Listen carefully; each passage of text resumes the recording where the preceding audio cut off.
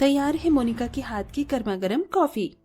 ये क्या अंजलि, तुम ये अलमारी से साड़ियां क्यों निकाल रही हो? अचानक मायके जाने का प्लान कब हुआ?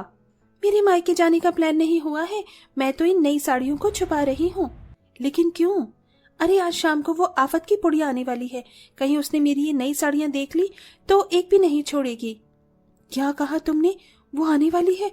हे भगवान, तुम जल्दी से अपनी साड़ियां छुपाओ और मैं अपने मेकअप का सामान छुपा देती हूँ। मोनिका भागती हुई अपने कमरे में जाती है और अपना नया और एक्सपेंसिव मेकअप का सारा सामान छुपा देती है। दोनों बहुएं अपना सारा सामान अच्छे से छुपाने के बाद बैठकर राहत की सांस लेती हैं। चलो, शाम होने में अभी थोड़ा वक्त रह गया है और हमने सब कुछ अच्छे से छुपा दिया है। और नहीं तो क्या, अगर वो ये सब देख लेती तो एक भी सामान नहीं छोड़ती। कौन देख लेती भाभी? रूपाली तुम। अरे रूपाली मेरी बच्ची, तू आ गई। 4 बजे का बोलकर 5 बजे आ रही है। रूपाली की दोनों भाभी उसके लिए नाश्ता लेकर आती हैं, जिसे करने के बाद अब रूपाली एक एक करके अपनी भाभियों के कमरे में जाती है। ये क्या भाभी, आपके कमरे में तो मुझे कुछ नया सामान नहीं लग रहा है। कहीं मैं आने वाली हूँ इसलिए तो आपने सब कुछ छुपा तो नहीं दिया? अरे नहीं रूपाली, ऐसा नहीं है। भला हम ऐसा क्यों करेंगे? हमारा जो भी है वो सब तुम्हारा ही तो है। भाभी मैं तो मजाक कर रही थी, अब तो सीरियस ही हो गई। अपनी भाभियों के साथ रूपाली किचन में आ जाती है, जहां उसे न्यू प्रेशर कुकर मिलता है, जिसे देख रूपाली फौरन उसे कुकर को ले लेती है। मुझे तो यही प्रेशर कुकर चाहिए था। भाभी क्या मैं इसे अपने ससुराल ले जाऊं? वो क्या है ना, मेरे ससुराल का कुकर खराब हो गया है। लेकिन रूपाली, अगर तुम्हें कुकर ये वाला ले जाओगी तो हम लोग खाना किस में बनाएंगे? अगर तुम्हें नया कुकर ही चाहिए तो हमारे साथ मार्केट चलो, हम तुम्हें इससे भी अच्छा कुकर दिलवा देंगे। भाभी मैं आपके साथ मार्केट चली तो जाती, लेकिन मुझे किसी काम से जल्दी जाना है, इसीलिए ये कुकर मैं ले लेती हूँ। आप दोनों मार्केट जाकर अपने लिए नया कुकर ले लेना। इतना कहकर रूपाली नया प्रेशर कुकर लेकर सीधा अपने ससुराल चली जाती है, जिसे देख उसकी दोनों भाभियां। जब भी आती है कुछ न कुछ लेकर चली जाती है। शादी में हमने इसे इतना सारा दहेज दिया है, किसी भी चीज की जरा भी कमी नहीं छोड़ी, फिर भी इसका पेट नहीं भरा। वैसे तो नंद भाभी में बड़ा ही प्यार होता है, लेकिन इन नंद भाभियों का रिश्ता थोड़ा अलग था। जहां सारी भाभियां अपनी नंदों के ससुराल से आने का इंतजार करती, वहीं ये दोनों भाभियां अपने नंद की मायके ना आने की भगवान से प्रार्थना करती। अंजलि मोनिका की नंद रूपाली बड़ी ही घमंडी और चालाक होती है। शादी से पहले भी रूपाली अक्सर अपनी भाभियों से बिना पूछे उनकी मर्जी के खिलाफ उनकी कोई भी चीज ले लिया करती थी। वहीं शादी के बाद भी रूपाली आए दिन अपने मायके आकर कोई ना कोई चीज अपनी ससुराल ले जाया करती थी, जिससे उसकी दोनों भाभियां काफी परेशान रहती हैं। ऐसे ही एक दिन, अरे कितनी अच्छी खुशबू आ रही है ना पनीर टिक्का की। मेरे मुंह में तो अभी से ही पानी आ रहा है। अरे जरा ये कटलेट तो देखो, इनकी खुशबू से तो पूरा घर महक उठा है। आज तो जमकर खाएंगे। दोनों बहुएं मिलकर आज रात के खाने में काफी तरह के पकवान बनाती हैं कि तभी वहां उनकी सास सुनीता आ जाती है। अरे वाह, पनीर टिक्का, मलाई चाप, कटलेट, बिरयानी, आज तो बहुत कुछ बनाया तुम दोनों ने। मैं जल्दी से रूपाली को कॉल करके यहीं बुला लेती हूँ, आज हम सब लोग साथ में खाना खाएंगे। इतना कहकर सुनीता अपनी बेटी रूपाली को कॉल करने के लिए चली जाती है, जिसे देख हे भगवान, इतने अरमान से हमने इतना सारा पकवान बनाया था, लेकिन अब वो रूपाली की बच्ची इन सबको चट कर जाएगी और हमारे लिए जरा सा भी कुछ नहीं बचेगा। मोनिका की बात 100% सच निकलती है। रूपाली अपने हिस्से के साथ साथ अपनी दोनों भाभियों का हिस्सा भी जानबूझकर खत्म कर देती है, जिसके चलते अब दोनों भाभियों को सुबह की बासी रोटी और सब्जी खाकर अपना पेट भरना पड़ता है और ऐसे ही समय गुजरता रहता है। मोनिका, आंटी जी ने तो बहुत सुंदर कड़े बनवाए हैं तुम्हारे लिए। ये कड़े तो माँ मुझे मेरी शादी में ही देना चाहती थी, लेकिन थोड़ा बजट कम पड़ रहा था, इसलिए नहीं दे सकी। अपनी माँ के दिए हुए सोने के कड़े को पहनकर मोनिका काफी खुश हो रही होती है। तभी उसकी खुशी भंग करने उसकी नंद रूपाली आ जाती है।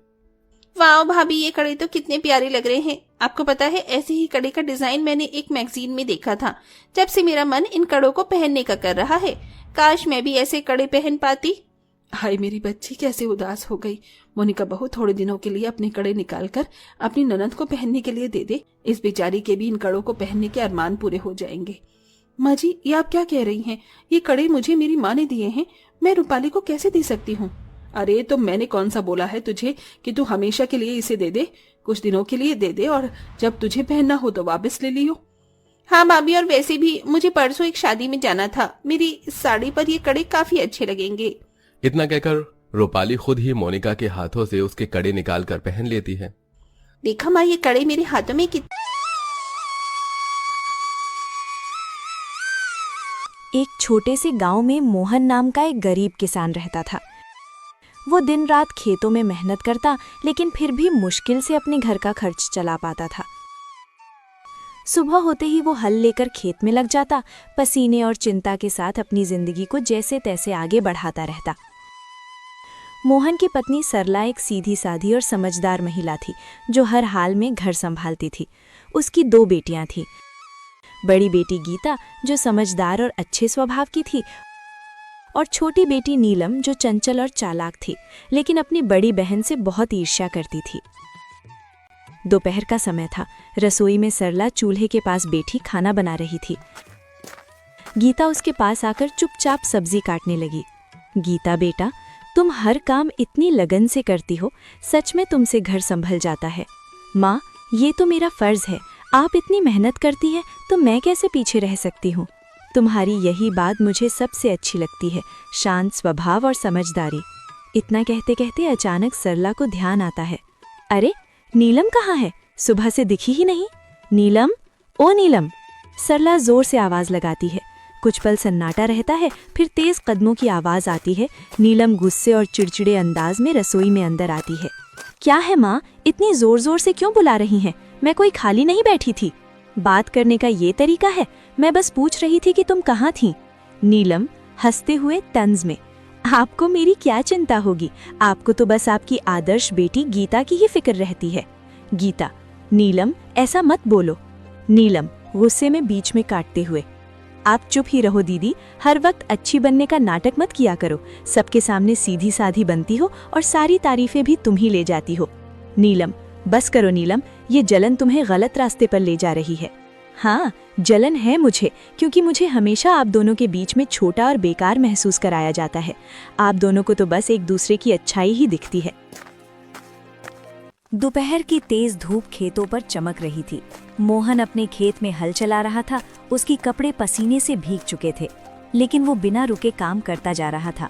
चारों तरफ सन्नाटा था, बस बैलों की धीमी चाल और हल्की मिट्टी चीरने की आवाज सुनाई दे रही थी।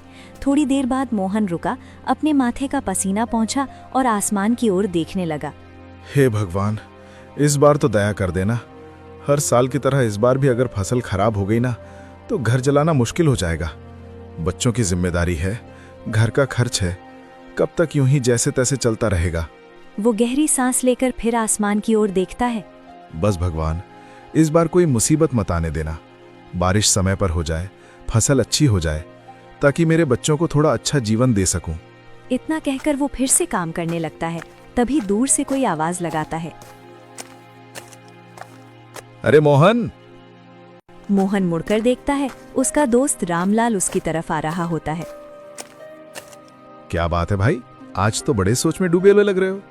क्या बताऊं रामलाल, किसान की जिंदगी ही ऐसी है। मेहनत तो पूरी करते हैं, लेकिन सब कुछ ऊपर वाले के हाथ में होता है। बिल्कुल सही कहा तुमने। इस बार तो मौसम भी कुछ ठीक नहीं लग रहा, कभी ज्यादा धूप, कभी अचानक बादल। हाँ, बस यही डर लगा रहता है। अगर समय पर बारिश नहीं हुई तो सारी मेहनत बेकार चली जाएगी। लेकिन मेहनत करने वालों का साथ भगवान जरूर देता है। देखना, इस बार सब अच्छा होगा। थोड़ा माहौल हल्का होता है, फिर रामलाल मुस्कुराते हुए पूछता है, अच्छा छोड़ो ये सब, बताओ घर पे सब कैसे हैं? भाभी जी और तुम्हारी दोनों बेटियां कैसी हैं?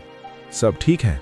सरला तो हमेशा की तरह घर संभाल रही है, और मेरी बड़ी बेटी गीता, वो तो बहुत समझदार हो गई है। घर के हर काम में हाथ बटाती है, कभी शिकायत नहीं करती। अरे वाह, ये तो बहुत अच्छी बात है। आजकल ऐसी लड़कियां कहाँ मिलती हैं। हाँ, लेकिन छोटी वाली नीलम, उसका स्वभाव थोड़ा अलग है, चंचल है और कभी कभी गुस्सा भी जल्दी आ जाता है। समझाने की कोशिश करता हूं, लेकिन उम्र भी तो ऐसी है। कोई बात नहीं मोहन, धीरे धीरे सब समझ आ जाता है। बच्चे हैं, समय के साथ सीख जाते हैं। बस यही उम्मीद है कि दोनों बेटियां सही रास्ते पर चलें और खुश रहें। बाकी भगवान की मर्जी। दोनों कुछ पल के लिए खेत की तरफ देखते हैं, फसल, मिट्टी और अपने संघर्ष भरे जीवन को। चलो भाई, हिम्मत मत हारना, सब ठीक होगा। हाँ, उम्मीद तो उसी से है।